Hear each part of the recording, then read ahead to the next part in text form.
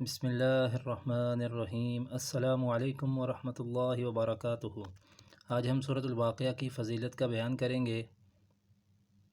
اس سورت کی بڑی بزرگی آئی ہے۔ جو کوئی اسے رات کو پڑھے گا اس کو فاقہ نہیں پہنچے گا اور ہمیشہ پڑھنے سے محتاج نہیں ہوگا۔ آپ پڑھیں اور بچوں کو بھی سکھائیں۔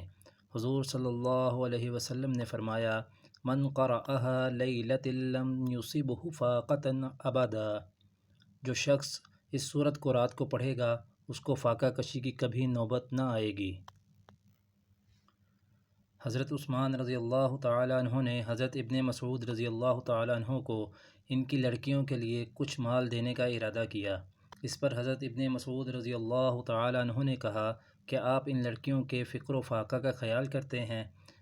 میں نے تو ان کو سورۃ الواقعہ پڑھنے کا حکم دیا ہوا ہے، اس لیے کہ میں نے رسول اللہ صلی اللہ علیہ وسلم سے سنا ہے کہ جو کوئی اس سورت کو ہر رات پڑھے گا اس کو فاقہ نہیں پہنچے گا۔ جزاکم اللہ خیرا۔